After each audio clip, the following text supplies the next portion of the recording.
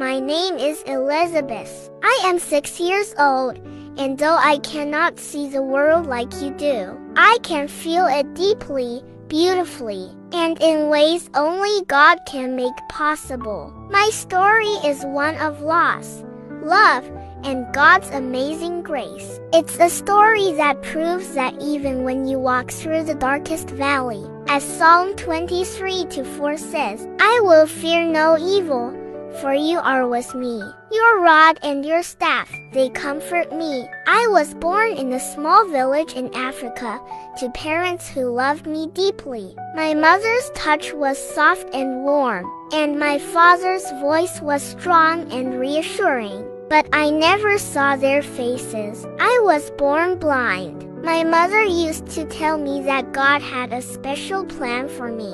Even though I couldn't see the sunlight or the stars, she would sing me songs about Jesus, about how he heals, provides, and loves unconditionally. But when I was just a baby, something happened. My parents were gone. I survived, but I lost everything: my parents, my home, and any chance of seeing the faces of the people who loved me. It was a time of great darkness, both physically and emotionally. But even then, God's hand was on my life. Psalm 68:5 says, A father to the fatherless, a defender of widows, is God in his holy dwelling. I didn't know it yet, but God was about to become my father in ways I could not imagine. After the fire, I was taken to an orphanage. It was a humble place,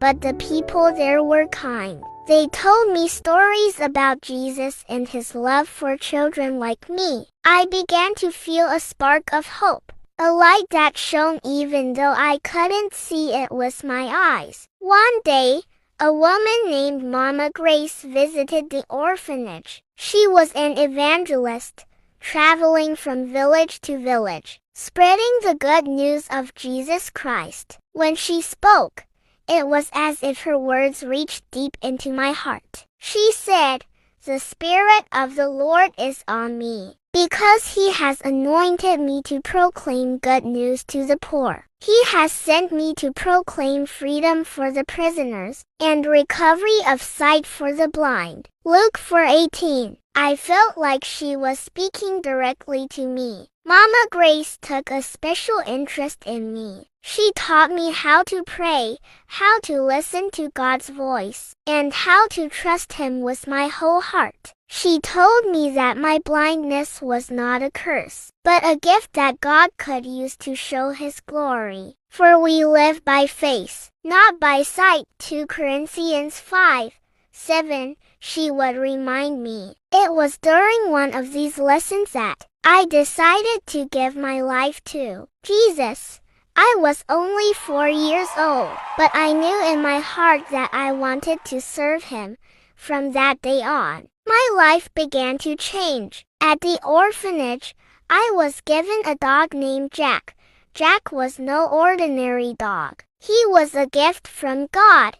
He became my eyes, guiding me wherever I needed to go. But Jack was more than just a helper. He was my friend, my companion, and my reminder that I was never alone. Whenever I held Jack's leash, I felt like I was holding onto God's hand. When I turned 6, I felt a strong calling in my heart. I wanted to tell people about Jesus, just like Mama Grace did. I wanted to share the love that had saved me, the love that had given me hope when I had none. So, with Jack by my side, I started going from village to village, sharing my story. Let me tell you about Jesus, I would say to the people who gathered to listen. I told them how he had been my comfort in the darkest times, how he had given me a family in the orphanage, and how he had given me a purpose even though I was blind. I would quote Romans 8:28.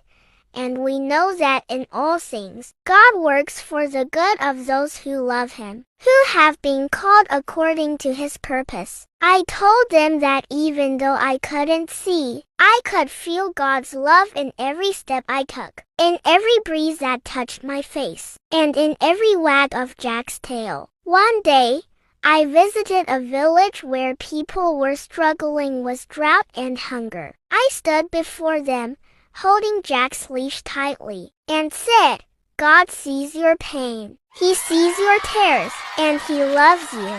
I shared the story of Hagar, who called God El Roi, the God who sees, because he saw her in her distress. Genesis 16:13. As I spoke, I could hear people crying. I told them that Jesus said in Matthew 11:28, Come to me, all you who are weary and burdened, and I will give you rest. By the end of that day, many people had come forward to give their lives to Jesus. Jack and I continued our journey, visiting schools, markets, and churches. Each time, I shared how God had been my strength. I told them about the fire, about losing my parents, and about how Jesus had become my everything. I told them that even though I couldn't see the world, I could see God's love shining brightly in my heart. One of my favorite Bible verses is Psalm 27:10.